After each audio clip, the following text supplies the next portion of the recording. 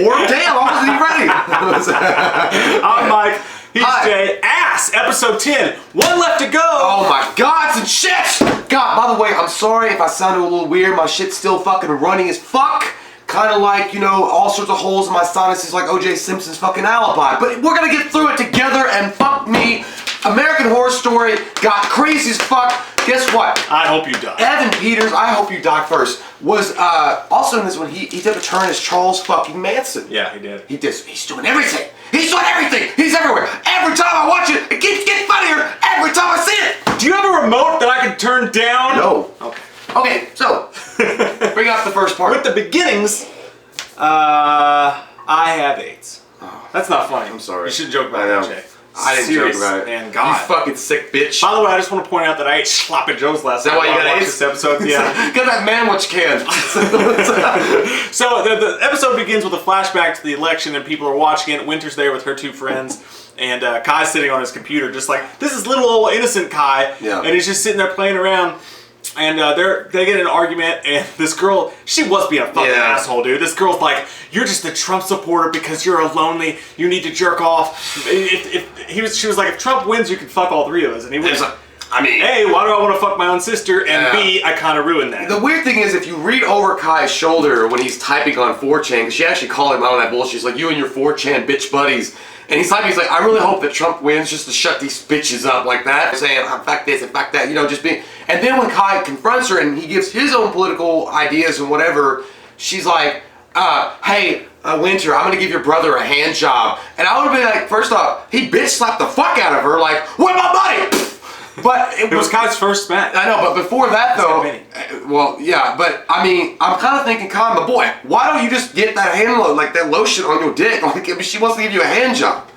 What's wrong with that? It would be like a spiteful hate hand job. It'd be fine. It'd be fine. I mean, it's still a hand job. Damn, hand job, hand job. I know. Anyway, so he has to go to anger management because she's like, I'm really tired!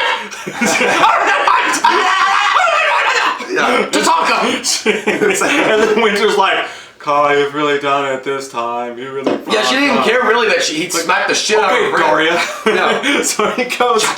diarrhea. He goes into anger management, and lo and behold, you find out that his anger management lady is crazy IBB sitting over there all crusty on the couch. She looks like a bitch from Insidious. She looks like the fucking nun from Conjuring 2. It's just, we can't help but follow her eye. It's like, when she's in your face, you're like, I don't know who I'm supposed to be looking at. Like, what's wrong with that crazy eye? Is something wrong with that eye? I didn't notice. I hated this point in the episode though, even though it was funny because she walks out and she's talking to him and she's like, look, she was like, what I want you to do, I want you to do what Donald Trump is doing, which is hacking away at the dam of women's anger. She's like, with every orgasm that goes unfulfilled for a woman, the anger rises. And I'm like, Jay totally knows what she's talking about. And then... It's terrible, guys. There's so much angry rage. The rage, Mike! And then, she grabs her vagine. God. She grabs it. And you know what's nasty about it? I really, you know, she was getting close to Kai's face and was kind of doing this, like, sultry thing. I'm like, please, Kai, don't. Like, I thought Kai was going to get turned on by it, and I was like, you've already done some nasty shit already. You tried to fuck your own sister through a guy's butthole. So it's not going to be a far stretch for you to make out with this old bitch. Because I thought that was going to happen. I was like, don't do it. But she was telling him basically, like, you know, she's like, all men are turds. And god damn it, when he got down on his knees and she says, say you're a turd, he's like, I am a turd. It's like, what the fuck? You're not a turd. Get the fuck up and rise. Rise. But no, he got on his knees. He basically became fucking Darth Vader, her Emperor Palpatine. But she's still that kind of crazy fucking girl that hates all men and shit. And that's what she was basically explaining to him. It's, you know, it really threw you for a loopy-loop. Because I didn't know he was, like, going to be her bitch. It really fucked you up, man. Yeah, I didn't like it at all. I thought, like, he's not a good guy. Like, he's a piece of shit. He's a murderer and, you know, all this other stuff. But at the end of the day, he's still a really strong, fucking powerful character in the show. And don't try to hide it. You want to reduce him. Strong, powerful man. That's what you like. Strong, powerful white man. I'm just gonna say I felt really safe in your arms, and I've never said that to a man before. No, I mean he's a piece of shit, like as a human being, but as a character, he's the huge part of the show, and to reduce him into being one of those guys who's like, I'm a turd. Yeah, I think I don't like that writing at all, but whatever. But so the next thing you go into is the next crazy cat. Get off of it! Get away from it! It's the style! Stop! You missed the snaps. Frozen. But no, the next thing you have is Kai playing yet another character. He's playing Manson this time around.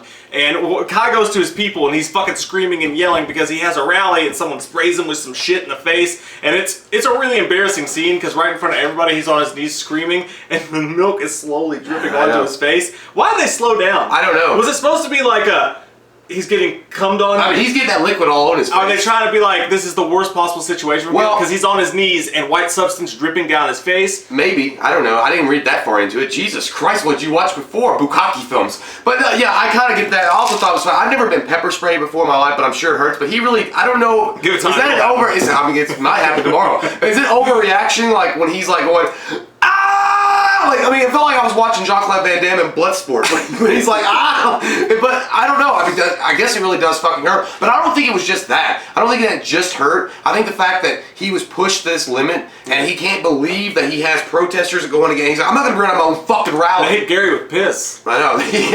Gary's like, piss.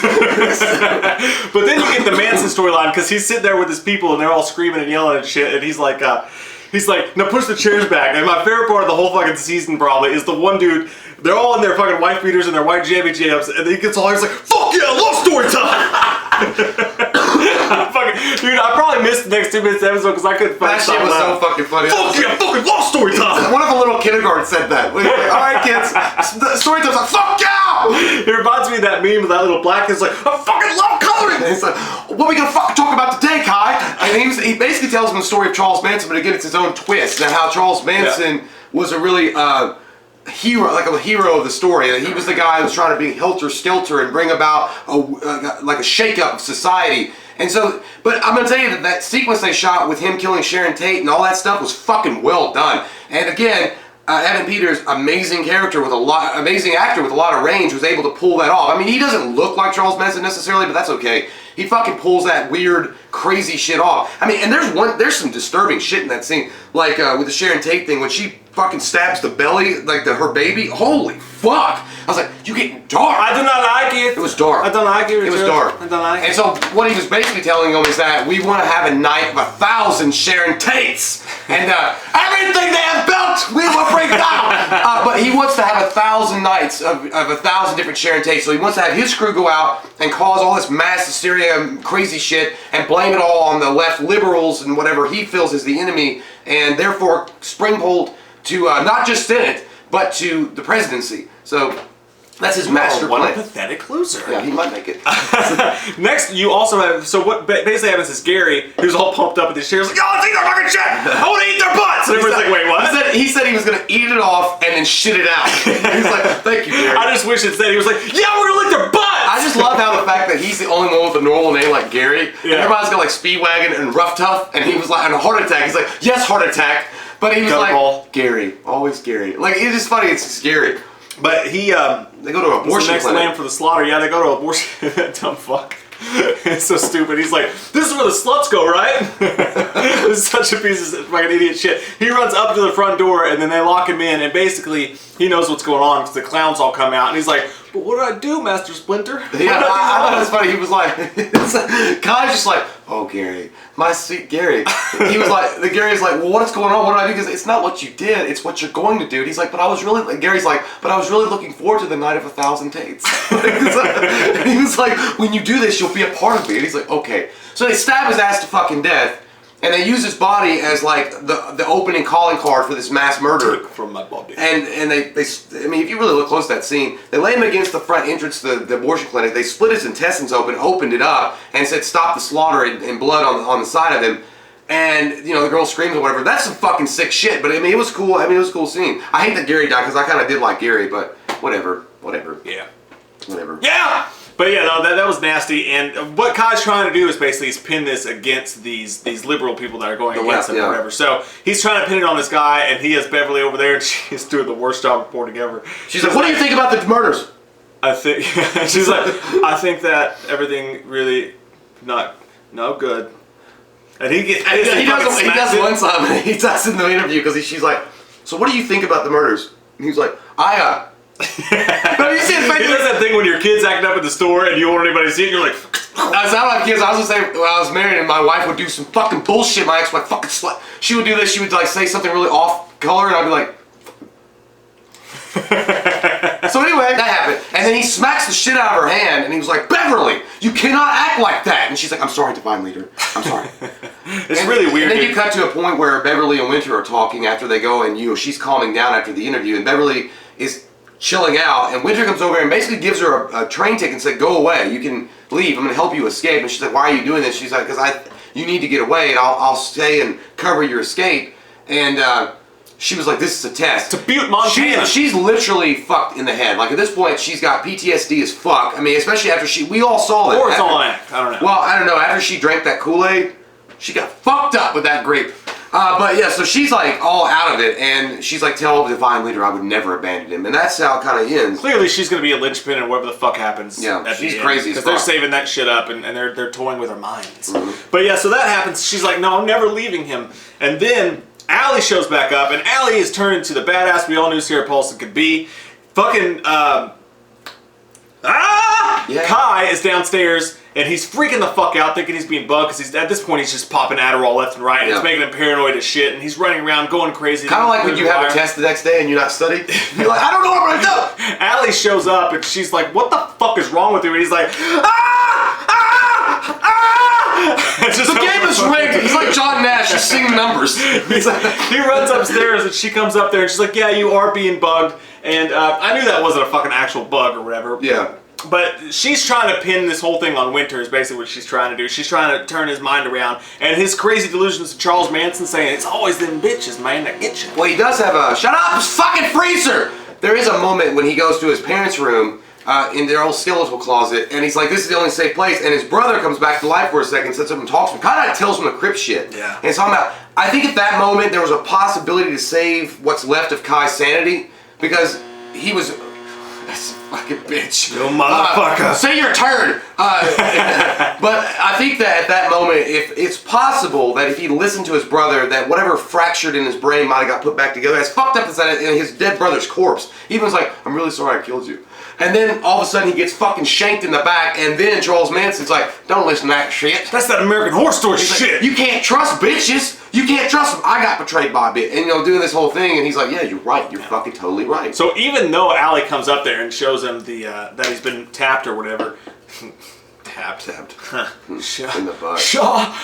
BB shows up, and she's treating him like a little bitch. She smacks him around, and she's like, "You little turd piece of shit. I told you to do one thing and you're doing it all wrong." And at first I was like, "Oh, god damn it." But Kai comes back with some strong words. Yeah. I did want, like, he says to her, "Well, women can't lead. They're too emotional." And he said they need to be grabbed by the pussy and led to the kitchen, preferably to make me a sandwich. I did this shit. I went, "Ooh." That's exactly. Oh shit. Oh, you didn't. I was like, "Ooh." And then little old BB fucking witchy lady does a Kazam shackhand and backhands him to a point where it makes him fall on the ground. I was like, "Damn, I wasn't expecting that super strength from you. What you been eating?" And then she's about ready to come. She said, "Before I blow your balls off and shit," like, and she goes, "Tell me something else." And then fucking Allie runs this and blows the back of her fucking head out. Like fucking RoboCop. Like a badass. And then she's like, "Who was that?" He's like, "My anger management." It was funny the way she did it. It was so badass. She comes downstairs, she goes, "Who was that? Like, who the fuck was that?" Like, there was no big deal. I just blew this fucking chick's eye off. Kai wasn't even trying to be like, "Oh, I'm a radical." He was like, "My anger management therapist." He's like, "We're working through issues." But Charles Manson's like, "No, that's one bitch you could trust." I know, that was, so they're, he's obviously delusional as fucking crazy as hell. So, moving from that Crazy scene shits badits into the next scene. Winter's shaving Kai. And we're at. She's shaving Kai, and it's really weird because, like, the scene's done super well, because it would have been obviously freaky and weird if Kai was holding the knife or whatever and shaving her. I thought, yeah. Why would he be shaving her face? But you know what I'm trying to say. She's the victim. You're still scared for her, and she's holding a knife to his throat. I was scared for Kai. I was like, "Don't kill him." I was like, "We're not even to the last episode but yet." That just shows how fucking scary and, like, dominating his personality is. But they're talking or whatever, and there's this whole creepy, like, just one-on-one scene with some really good dialogue going between the two of them. And basically what it ends up is, at the very end of it, once he's shaved, and there's even a tense scene where she cuts him, he's like, "Oh, fuck!" Yeah. And, like, I'm like, "Oh my god. Anything Is that could a new happen. Mach 3 blade? Anything could happen! What are you waiting for?" Everyone's a suspect! But it turns out Two movies. he's going to let her go. She's like, you scare me. And she actually had a good reason. She's like, I love you, and I feel like if I stay around, then I'm going to hate you, so I'm going to go. And then when you really need me and all these people scatter like cockroaches, I'll be back. Did you not feel like in a moment, though, that there was, when he was telling her about how, okay, you're the only person I can ever talk to, you know me, and like, you're my last of my family, that he was actually going to do it? Like, I didn't suspect that he knew what he knew, but he knew. But I was like, maybe Kai's going to be a good guy here for once and let his sister go. Because, by the way, I'm going to say something about Winter. I don't know the girl's name, but she's a really good actress. And like you said, that dialogue was heavy as fucking. It was really good. Yeah. But then Kai's like, you know what, I understand. And I'm going to let you go. And then he gives her a hug. He's like, I even got a perfect place picked out for you. He's like, but Montana. Or Butte, or whatever you say. And she was like, and she shows her the fucking train ticket that she was going to give to Beverly. And then she's like, Kai, no. He's like, damn group, get him! And then when they walk around, they're like, dum. and then it's like, and it pulls her to the back, and so we know that Winter's fucked at this point. And this is where it gets to the most, I think, one of the most intense scenes of the entire season. Not that there's not been cool death scenes and there's not been some graphic shit, but this to me is the most personal and most like disturbing scene of the movie of the show. This is Tony Soprano choking out Ralphie in the kitchen. And just the acting alone in that is so fucking well done. Sorry for the spoiler alert if you haven't seen Sopranos. It's an awesome scene. He survives and goes to Disneyland. Yeah, so he's making Ralphie's secret eggs ingredient. That was the bonus scene if you watch after the credits. But so Kai has her downstairs. You know, the denim group's around. Beverly's there. Allie's there. And he's basically telling her, he's like, I know you bugged my shit. I know you're the mole. And she's like, there's no mole. You're delusional as fuck. He's like, there's a mole. I swear to God. And I saw it on your leg one time. But no. But he's like, there is a mole. And you're the mole. And he's like, just confess. Just confess. And she's like, no, I'm not going to confess to something I didn't do. And then Allie's like, I found this. And she's like, you're trying to get back at me, bitch, for wanting to fuck your wife. Allie, I thought was going to sell herself out right there. Yeah. She was being way too obvious, like, with what she was doing. Because she came down there and gave that whole evil villain diatribe to Winter. But then, dude, like you said, he eventually finally he really didn't want to do it this time. Yeah, like, he really was teetering. Out. And he chokes her, and you can hear her neck go click, click. Yeah, but while he's choking her, he starts crying and shit. I mean, it's such an intense scene because that just shows you Evan Peters' acting ability, and he's crying. It's like, it's like when you're trying to release a turd that just won't come out. You're like, oh God! And it's so fucking, but it really is intense and emotional. And then he gets up and he starts crying. Even some of the denim group are like, God damn! Like you're killing your own fucking sisters with your bare hand. I think that they were more awkwarded out that he was crying. They're like, divine leader. Well, no, I mean that doesn't want us to see his tears. Speedwagon was being weird. Even Allie for a second turns away. She's like, God damn! I mean, I'm fucking vicious, but shit. And it's like you're killing your own kid's sister. And I mean, at that point, then he rises up and he's like, I think it was almost like he's gone all the way to the dark side now, Snoke. Like you have to kill your own to fucking get all the way there. And Jesus Christ, man, that was such a great and cool scene. I mean, it was emotional and intense, but it was still a cool scene. Speedwagon's the first one to run out of the fucking car, and this is where what the fuck happens when you see he like stripping down. He pulls out the fucking cord. He's the mole. That man will beat you off. Get him and rape him. That man is. Get him and rape him. And then he's like pulling it out. He's like out of breath, and then Allie almost is like, "Hi, Speedwagon." Now here's the goddamn question. Does she know, or did she catch him? Is she in on it, or did she catch him? Because they cut you off right there. I think she just caught him, but she's going to use it to get to Kai. Third option. I'll take it. Yes. Comment down below with your thoughts on this week's episode. You got thought, I thought, because I thought the funny guy. Very nice, sexual. I love this episode, it was great. The penultimate is coming soon. It's going to be fucking fantastic, and this continues to be one of, if not the best season of AHS around. And I also want to point out that I think because of the political stuff and all the timely stuff, that you're going to be able to look back at this season almost as a time capsule of what this time was sort of like. A little bit. I mean, it's obviously not exactly. My favorite American Horror Story is the first season, but this one is quickly rising the ranks to take that over. I'm sorry! Comment down below, let us know your thoughts. We love your fucking faces. And if you're new to the channel, click that subscribe button and get some more sick. God damn, wham up in. Damn! Got fucking crazy on that one. Kill for him, Danny. Kill for him. We watched a movie. Yeah. We watched a movie. We watched a movie.